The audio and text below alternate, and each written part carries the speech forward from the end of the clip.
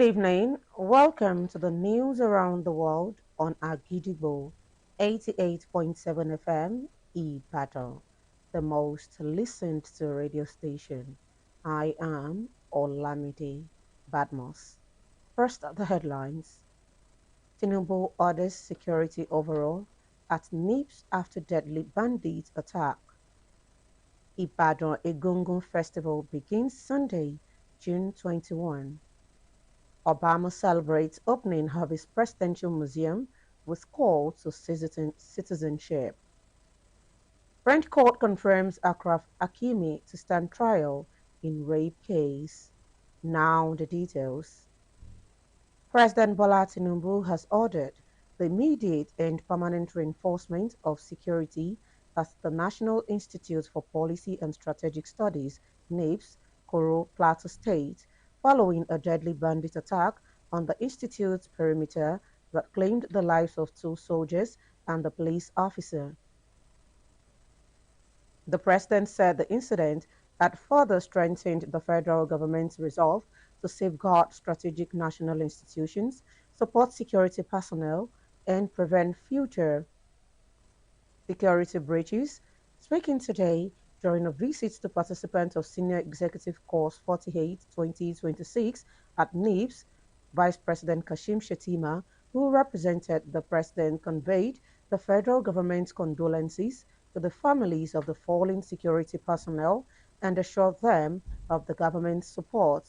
The vice president disclosed that President Tinubu had directed the immediate activation of emergency security measures at the institute, with the Director General of NIPS mandated to work closely with the armed forces, the Nigeria Police Force, and the Department of State Services (DSS) to strengthen security around the institution, and has further ordered the submission of a comprehensive action plan within 72 hours.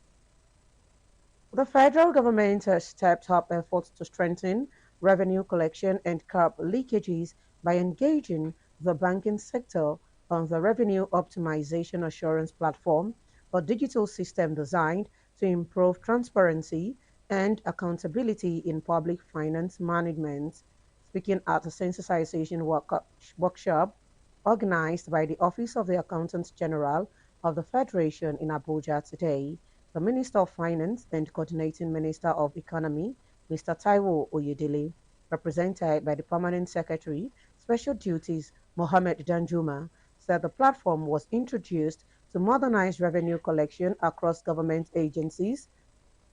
Mr. Oyedele described Revolve as a centralized digital platform that enables federal agencies to generate, collect, monitor, and report revenues in real time, adding that the initiative is intended to replace the fragmented manual processes that have long undermined efficient revenue administration in the country.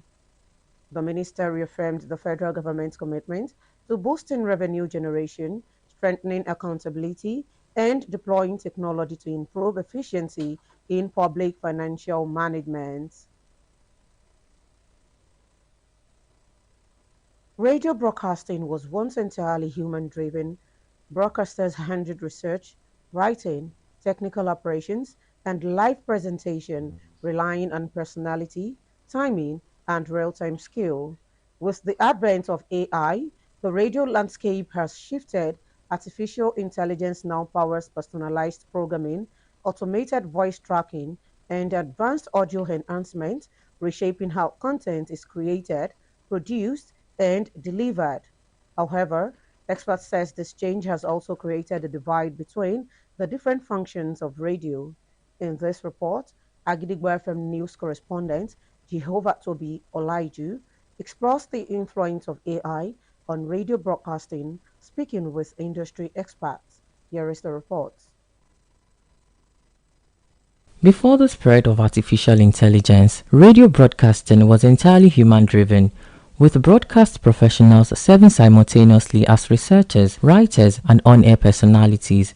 Every aspect of radio production was handled manually, from content preparation and technical operations to live presentation and audience engagement. The success of radio broadcasting depended largely on personality, timing, creativity, and the ability to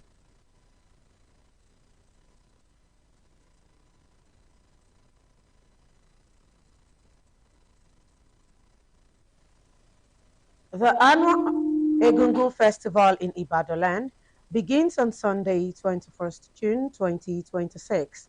The statement was contained in the press release issued and signed by the Chief Press Secretary to Olubadan of Ibadan, Chief Ayoade Solomon Olugbemiga, today, that the Egungun masquerades will pay homage to His Imperial Majesty Oba Dr. Rashidi Adewolu Ladoja Arusat I on Monday, 22nd June 2026 at Olubadan Palace, Okearemo, Ibadan.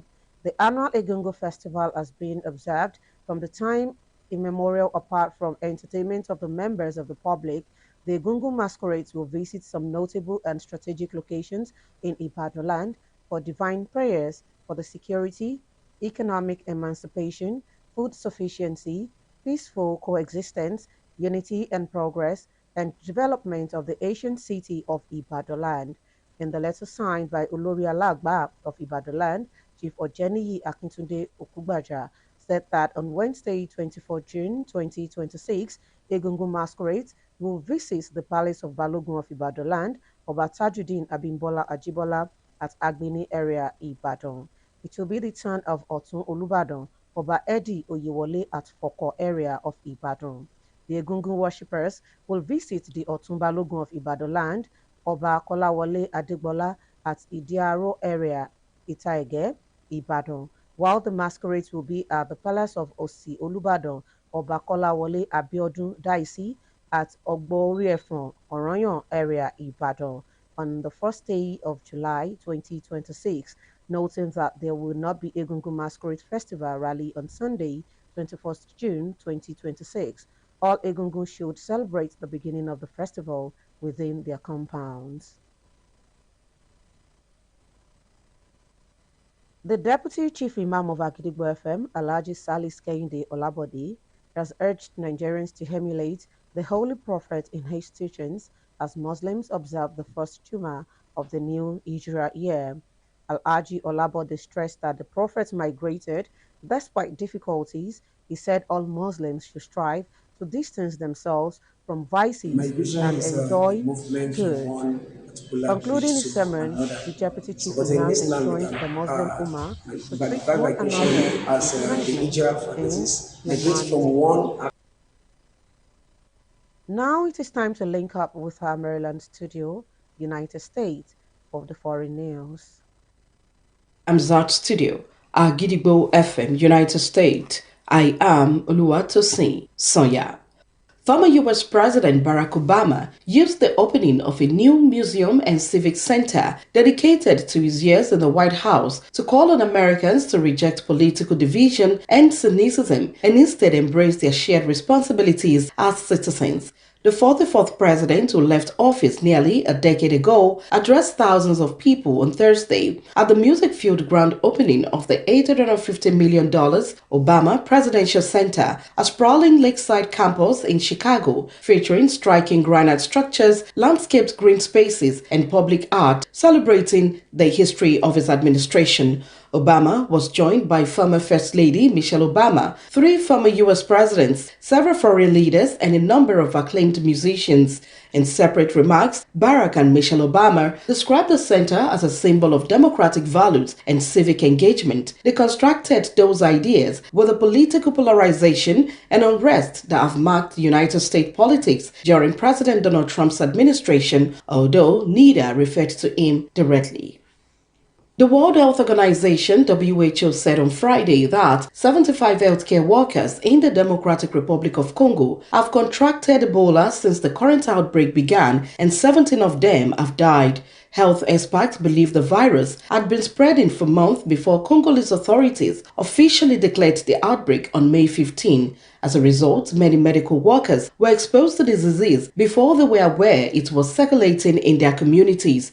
Even now, officials warn that supplies of essential protective equipment, including gloves and masks, remained critically low. According to the WHO data, Congo has one of the world's lowest ratios of healthcare workers to population, with only about 11 health professionals per 10,000 people. To help strengthen the response, China and Uganda are reportedly deploying medical teams to assist local authorities.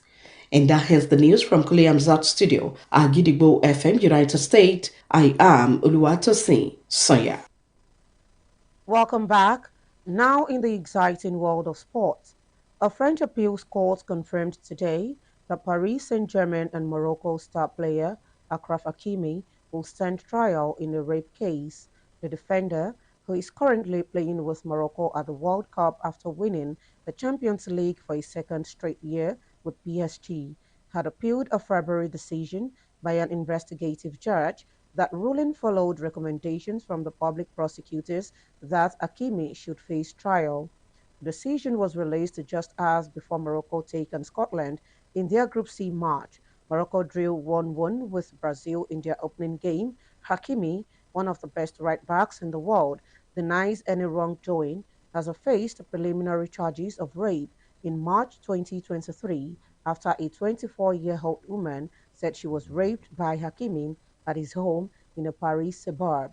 The Versatiles Appeals Court said in a media statement that it ordered that Hakimi be formally charged with rape. The court said that the investigations conducted during the inquiry and the judicial investigation led the investigations chamber to conclude that there is sufficient evidence against the player to stand trial. Hakimi, however, said in a message posted on X today that his case would have been dismissed if he had not been famous and that he sometimes feels he has become an easy target. To wrap up the news this evening, here is a recap of the headlines. Tinubu orders security overall at NIPS after deadly bandit attack. Ibadan Egungun Festival begins Sunday, June 21. Obama celebrates opening of his presidential museum with call to citizenship. French court confirms Achraf Hakimi to stand trial in rape case. Don't forget that you can listen to us live on our website www.agidigbo88.7fm.com. You can also download our mobile app on Google Play Store and iOS. Simply search for Agidigbo 88.7 FM. Follow us on Facebook at Agidigbo 88.7 FM, on Twitter and Instagram at Agidigbo 887 FM, and subscribe to our YouTube channel. If you have news stories and tips for us, contact our newsroom on 070-8714-4865 or send us a mail on newsroom@agidigbo887fm.com. And before we go this evening, here is a quick tip. The wise person doesn't give the right answers, but poses the right questions. Finally, we have come to the end of the news around the world on Agidigbo 88.7 FM Ibadan, the most listened to radio station. I am OLAMIDE BADMUS. Thank you for listening. Good evening. News is information, and information is power. At Agidigbo 88.7 FM, we bring the news from top to bottom. The Oyo State Independent Electoral Commission, OISEC, has called for continuous collaboration. We bring you reports from Oyo State. The Oyo State House of Assembly has called for thorough investigation. Southwest Nigeria and the rest of the world. Has clarified that the body did not receive any cash support from international development. Trust us to keep you informed every hour, every day. Agidigbo 88.7 FM, the people's voice.